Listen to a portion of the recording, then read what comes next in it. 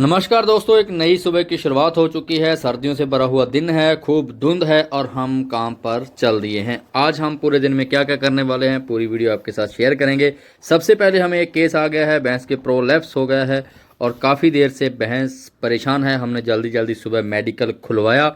वहाँ से जिस दवाइयों की हमें ज़रूरत थी, जो दिन भर हमें काम आने वाली थी या जो इमरजेंसी में जैसे प्रोलैप्स में हमें चाहिए थी, वो दवाइयाँ हमने निकलवाई और धुंध में चल दिए। इस तरह पशु जब भी धुंध में सामने आते हैं तो बचाव रखें, क्योंकि इस तरह पशु बहुत ज़्यादा एक्सीडेंट करवाते हैं।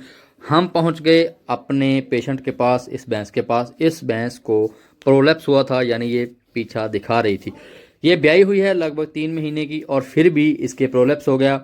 मालिक ने इसे अंदर करने की कोशिश की लेकिन अंदर नहीं हो रहा था। फाइनली हमने दवाइयाँ लगाई और अपना जादू किया, अपना ट्रीटमेंट किया और भैंस बिल्कुल ठीक हो गई। इसके बाद हमने रस्सी मंगवाई, रस्सी को तैयार किया और रस्सी को भैंस के बांध दिया ताकि बार बार भैंस पीछा नहीं दिखाए, बार बार फोल्ड नहीं निकाले। इसके बाद कुछ दवाइयाँ ऑनर को लिख कर दी जो कुछ देर तक देनी थी। रस्सी किस तरह से बांधी जाती है ऑनर को अच्छी तरह से सिखाया ताकि गांव में और भी कोई पशु हो तो वो रस्सी बांध सकें। इसके बाद हम चल दिए अगले केस पर, अगले पेशेंट की तरफ।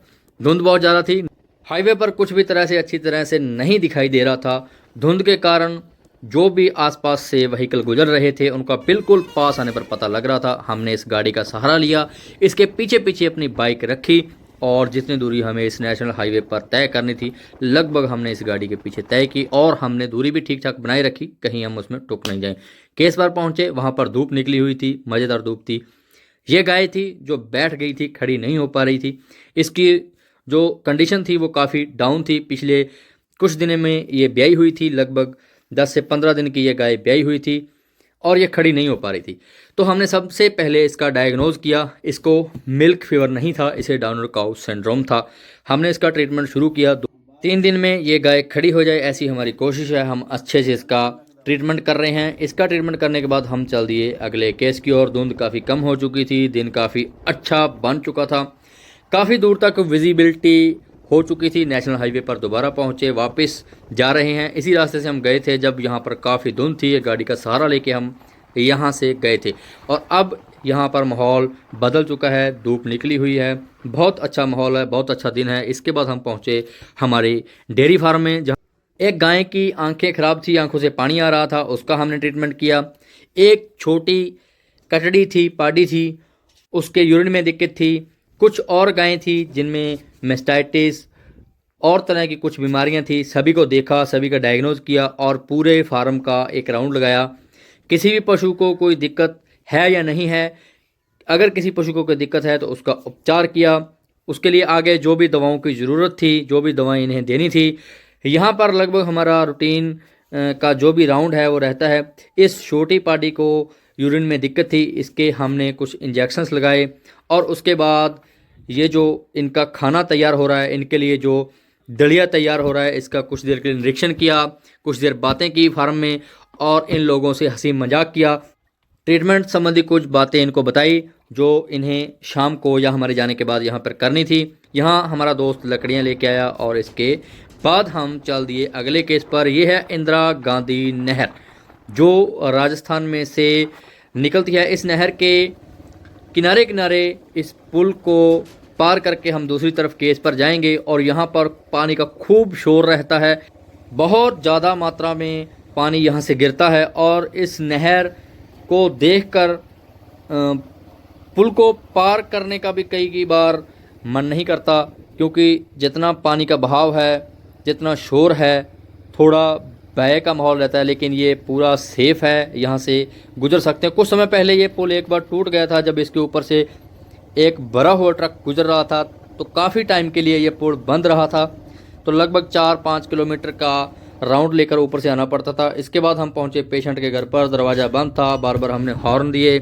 फाइनली उन्होंने गेट खोला। इस गाय को ठंड लग चुकी थी, हमने इसका ट्रीटमेंट शुरू किया, इसका ट्रीटमेंट किया और अकेले ही हमने इसका ट्रीटमेंट किया क्योंकि इसके जो ऑनर थे वो नहाने के लिए गए हुए थे। फाइनली वो जब नहा कर आए तो हमने उनका एक छोटा सा वीडियो लिया जिस पर उन्होंने थोड़ा मना किया, हंसी मजाक किया। इसके बाद हम चल दिए नेक्स्ट केस की तरफ। गाँवों के उन गलियों में से पार करते हुए हम निकले गांव से बाहर और अपने नेक्स्ट केस पर चल दिए। काफ़ी अच्छा माहौल है, खेतों का, सरसों का, बहुत अच्छे पीले रंग के फूल आसपास देखने के लिए मिल रहे हैं। बहुत अच्छा माहौल है, खूब धूप निकली हुई है। एक के बाद एक मोड़ पार करते हुए हम उस गांव की तरफ बढ़ रहे हैं जहां हमारा नेक्स्ट पेशेंट है। एक के बाद एक सड़क को पार करते हुए हम जल्दी से जल्दी वहां पहुंचने की कोशिश कर रहे हैं जहां हमारा पेशेंट हमारी वेट कर रहा है। तो हम उस गांव में पहुंच चुके हैं। उस घर की ओर मोड़ चुके हैं अपनी बाइक को और फाइनली हम पहुंच चुके हैं उस फार्म पर, उस घर पर जहां हमें ट्रीटमेंट करना था। जो पीछे आप एक एचएफ गाय देख रहे हैं उसके हमने एआई की कुछ पशुओं का ट्रीटमेंट किया और ये हमारे भाई साहब तब तक नहा लिए थे, ये हमारे साथ में ही गए थे। ये हमारे बहुत अच्छे दोस्त हैं हरप्रीत सिंह जी बल साहब। और इनमें हमने कुछ ट्रीटमेंट करने के बाद अपनी बाइक का रुख वापस मोड़ दिया दूसरे पेशेंट की ओर। सड़कों को पार करते हुए, मोड़ को पार करते हुए हम चल दिए दूसरे पेशेंट की ओर। हम कोशिश करते हैं कि जल्दी से जल्दी अपने दूसरे पेशेंट के पास पहुंचें, जल्दी से जल्दी जाकर पशु का ट्रीटमेंट करें ताकि हमारी वजह से कोई भी पशु लेट ना हो, हमारी वजह से कोई भी पशु तकलीफ़ में ना रहे, किसी भी बेजुबान को हमारी तरफ से कमी महसूस ना हो। एक के बाद एक सड़क को पार करते हुए हम पहुंच रहे थे। तब तक समय जो था वो ढल रहा था, शाम हो रही थी। हम चाहते थे जल्दी से जल्दी जैसे भी हो अपना काम निपटा दिया जाए।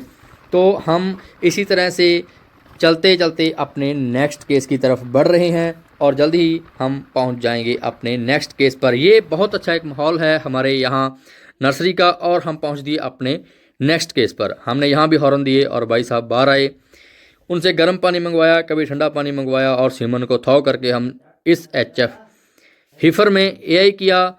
और मालिक ने हमें बार बार पूछा कि क्या हमारी गाय गाभिन रह जाएगी। हमने उनको भरोसा दिया कि आपकी गाय गाभिन रह जाएगी और हमें इस बात के पूरे चांस हैं। इसके बाद उन्हीं के पड़ोस में एक भैंस को चेक करना था, एक को प्रेगनेंसी डायग्नोज करना था, लेकिन मालिक ने गाय को जैसे पेटी लगाते हैं उसी तरह से भैंस को भी पेटी लगा ली जो कि नहीं लगती। इस पर हमने उनसे हंसी मजाक किया और इसके बाद उन्हें सही से अगले पैरों को जूड़ बांधने के लिए बोला, नैना बांधने के लिए बोला।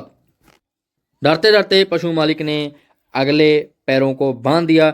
बांधने के बाद हमने भैंस को चेक किया, भैंस 3 महीने की गाभिन निकली। मालिक बहुत ज़्यादा खुश हुआ। जब पशु मालिक खुश होता है तो हमें बहुत खुशी होती है कि अगर एआई से पशु कंसीव हो जाता है, पशु ब्याने वाला निकलता है तो पशु मालिक की जो खुशी है उसका कोई ठिकाना नहीं होता। इसके बाद हम चल दिए अपने नेक्स्ट केस की और शाम होने वाली थी, शाम का समय था। एक के बाद एक केस हम निकालते जा रहे थे। अपने दिन की जो है वो शाम ढलने वाली थी।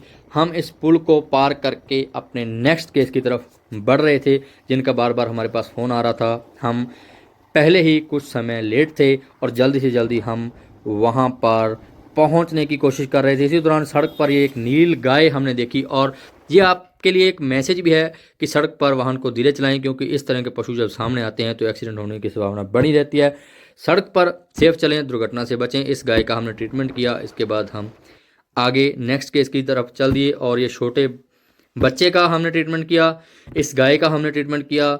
ये गाय ताज़ा ब्याई हुई थी, कुछ दिनों से खाना नहीं खा रही थी। इसका ट्रीटमेंट करने के बाद हम अपने गाँव की ओर वापस चल दिए।